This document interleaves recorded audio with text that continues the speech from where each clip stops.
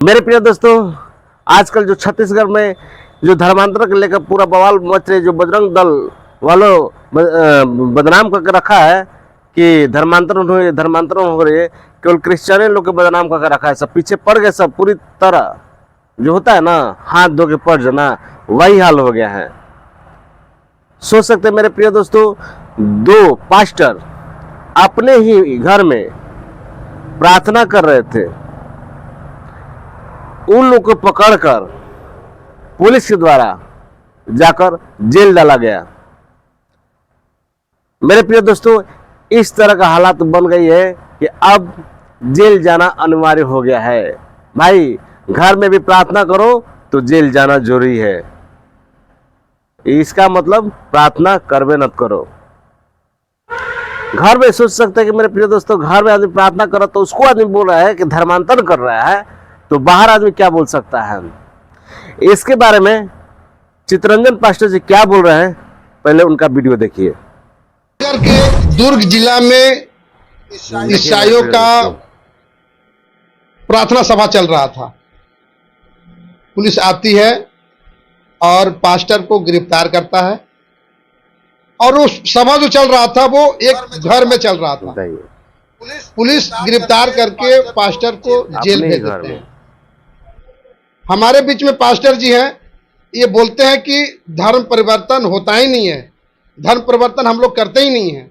लेकिन जो छत्तीसगढ़ में दुर्ग जिले में जो ये घटना घटी है कि एक घर में पास्टर साहब धर्म को परिवर्तन करवा रहे हैं, ये हम नहीं कर रहे हैं, पुलिस वहां के कर रही है, और पास्टर साहब को जेल भेज दिया जाता है।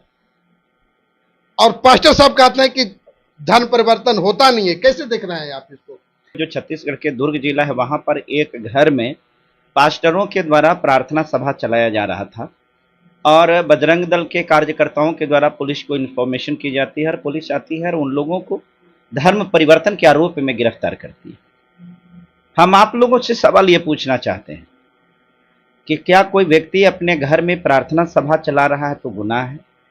आखिर क्या हमारे ही देश में हमको यह अधिकार नहीं है कि हम अपने जिस भगवान को मानते हैं, जिस ईश्वर को मानते हैं, जिस परमेश्वर को मानते हैं, क्या उसकी आराधना, उसकी विनती, उसकी प्रार्थना क्या हम अपने घर में नहीं कर सकते हैं? क्यों नहीं? उस पास्टर की क्या गलती है जो अपने घर में प्रार्थना सभा चला रहा है?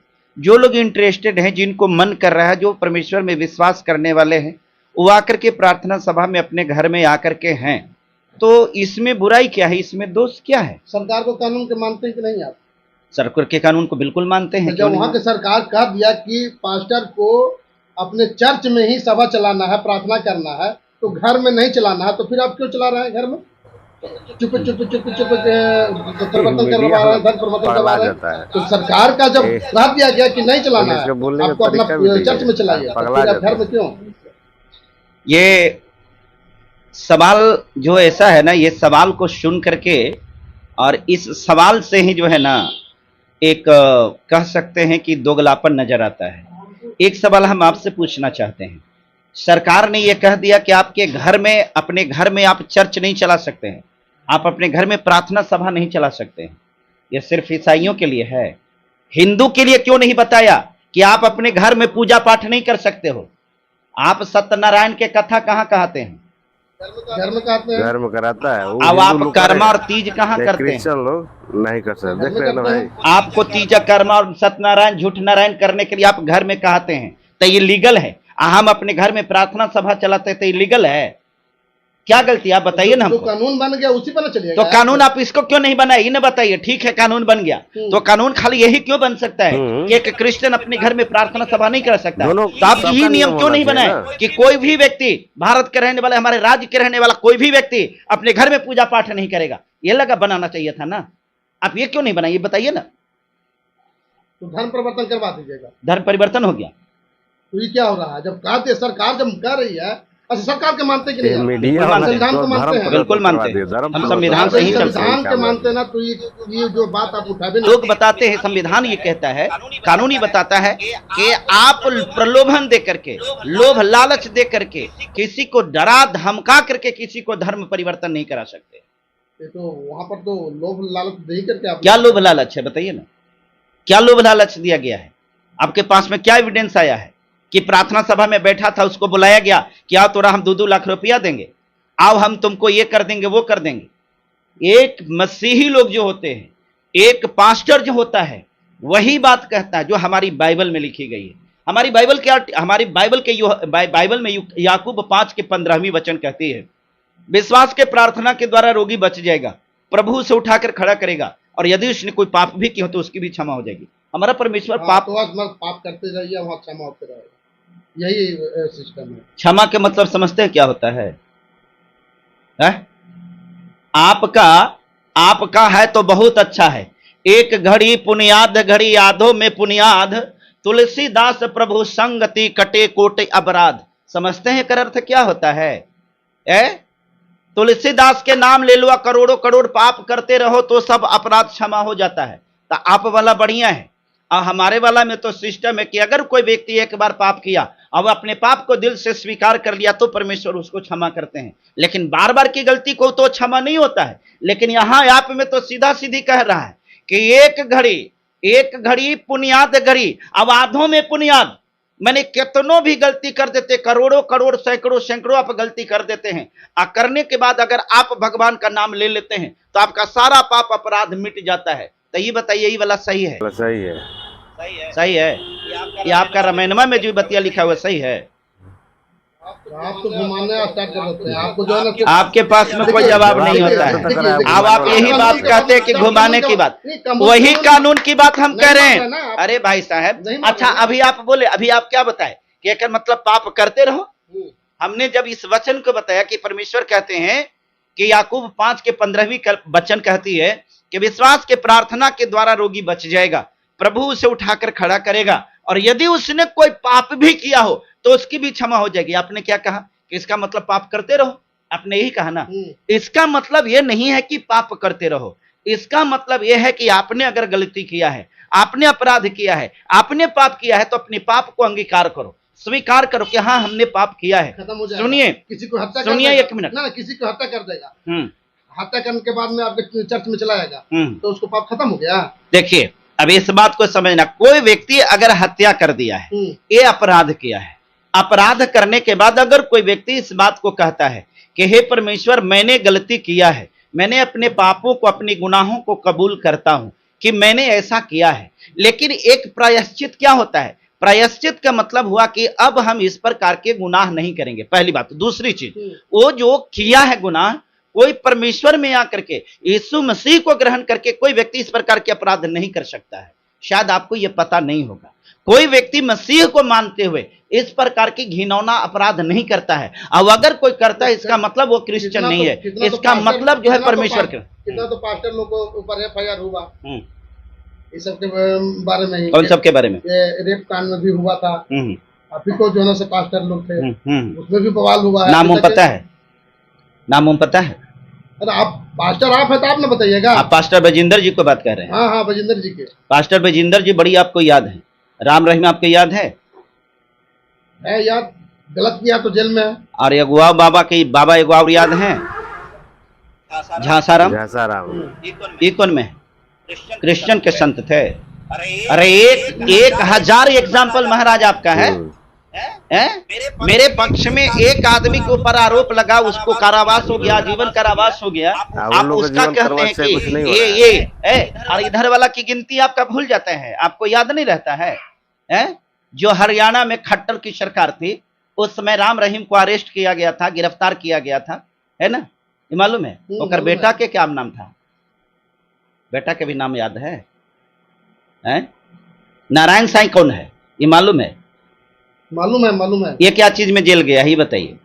ये सब जो था ना, धार्मिक कर्मकांड करने में जेल गया था, वो सब तो आपका आदर्श था। अरे तो गलत किया है ना, वो गलत किया है तो कोई भी व्यक्ति, क्या बाइबल हमारा ये इजाजत देता है कि कोई पास्टर हो तो अपराध करो? नहीं। लेकिन सवाल है कि अगर कोई व्यक्ति अपराध किया है तो उसका न्याय कोर्ट करता है। हमारे धर्म गुरु के हैं, हमारे धर्म गुरु गलत किया, वो जेल गया, ठीक है, ठीक। हम आपको बोल रहे हैं कि आपका धर्म गुरु जो है, आप पास्टर हैं या और लोग पास्टर हैं, तो वो लोग गलत करेंगे तो जेल नहीं जाएंगे, प्रार्थना कर लेंगे तो खत्म हो जाएगा। नहीं, उनके कानून नहीं है क्या? आप एक चीज और जानिए, आप व्यवस्था के बारे में नहीं जानते हैं।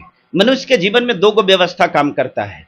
एक जो होता है, जो आध्यात्मिक व्यक्ति होता है, तो उसको अध्यात्म की व्यवस्था, स्वर्ग राज्य की व्यवस्था होता है, परमेश्वर की व्यवस्था होता है, ईश्वर की व्यवस्था होती है। और दूसरा, जिस देश में हम रहते हैं वो देश की व्यवस्था होती है। देश की व्यवस्था भारत में है तो यहाँ की कानून है, उस कानून के तहत आपको सजा मिलती है, उसका न्याय होता है। दूसरा जो व्यवस्था है परमेश्वर की व्यवस्था है, उसमें भी न्याय होता है। आज जिस कोर्ट की आप बात कर रहे हैं, इस कोर्ट में न्याय की अगर बात कर रहे हैं, जिस देश में कॉलेजियम सिस्टम से जज बहाल होता है, वहां पर न्याय की उम्मीद कर पाना मुझे तो नहीं लगता कि सही हो सकता है। जहां पर जाति को देख करके, धर्म और संप्रदाय को देख करके न्याय होता है, वहां पर न्याय की उम्मीद करना सरासर बेईमानी है। आपको मालूम है राम मंदिर पर न्याय देने वाला चीफ जस्टिस कौन थे? कौन थे मालूम है? CJI। कैसे न्याय मिला था? चंद्रचूड़ साहब, डॉक्टर D. चंद्रचूड़ साहब ने न्याय दिया था। कौन आधार पर दिया था? संवैधानिक से आधार दिया था कि आध्यात्मिक दृष्टिकोण से न्याय किया था? आप बताइए। जो CJI कहे कि हमने रात में देखा पर भगवान ने हमको यह संकेत किया कि इस प्रकार से न्याय करो, आप इस प्रकार से कुर्सी पर बैठा हुआ न्यायाधीश के अगर न्याय पर भरोसा करने लगे तो ये न्याय नहीं है, ये अन्याय है, इसको अन्याय कहते हैं। हमारे देश में हमारे लोगों के साथ अगर न्याय होता तो आज इस प्रकार से हमारे लोगों के साथ जिस प्रकार से प्रोसिक्यूशन हो रहा है, यह नहीं होता। आपको क्या लगता है कि मसीहियत कमजोर है? आपको लगता है कि ईसा को मानने वाले लोग कमजोर है? कमजोर नहीं है। ईंट से ईंट बजा करके रख देने वाला है। सिर्फ 1 घंटा में, बता रहे हैं ना, 1 घंटा में जो है ये जितने भी गुंडे और मवाली जो अपने आप को समझते हैं ना, पानी पिला करके और दौड़ा करके मारा जा सकता है। लेकिन हमारा हाथ बंधा हुआ है बाइबल के द्वारा। हमारी बाइबल इस बात को कहने के लिए, इस काम को करने के लिए इजाजत नहीं देता है। बस सिर्फ यही। और हम पक्के परमेश्वर को मानने वाले हैं, इसलिए हम बाइबल की व्यवस्था को तोड़ नहीं सकते। यही कारण है कि हमारे लोगों के ऊपर आप शोषण और जुल्म कर लेते हैं। नहीं तो आपकी हैसियत है, आपकी औकात है। पानी पिला कर दौड़ा करके इतना दौड़ा करके मारेंगे ना कि जमीन कम पड़ जाएगी। लेकिन अफसोस, मिलिए पास्टर जी से, हम परमेश्वर के लोग हैं, गुड बोलते हैं। और छत्तीसगढ़ सरकार को हम बताते हैं, चुल्लू भर पानी में डूब करके मर जाना चाहिए था ऐसी सरकार को।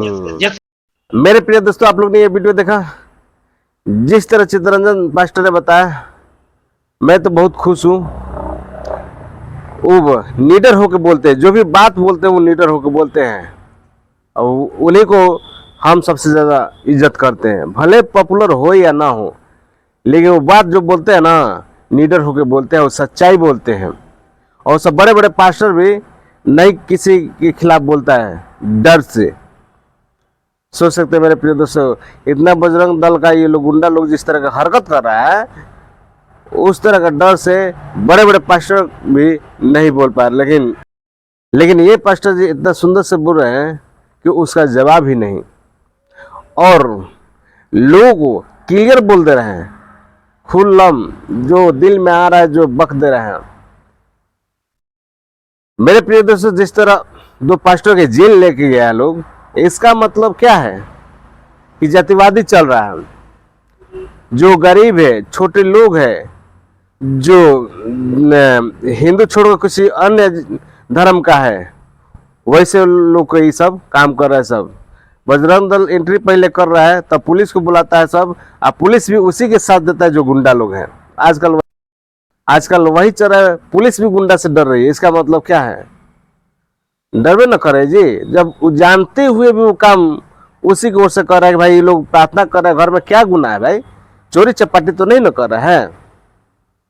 लेकिन जानते हुए भी उस गुंडे के बात सुनकर वो लोग जेल में डाल दे रहा है, FIR लिख दे रहा है। इसका मतलब क्या होता है कि डर है। सोच सकते हैं मेरे प्रिय दोस्तों, इस तरह हालात हो गई हम लोग के देश में। चलिए मेरे प्रिय दोस्तों, जिस तरह चित्तरंजन पास्टर बोले, उस तरह आप लोग भी लड़िए, अपने अधिकार के लिए लड़िए और निकल जाइए। आप लोग भी चिल्ला के बोलिए, ये गलत है तो गलत है, ये सच है तो सच है। मेरे प्रिय दोस्तों, आप लोग के क्या राय है? कमेंट बॉक्स से कमेंट जरूर कीजिएगा। धन्यवाद।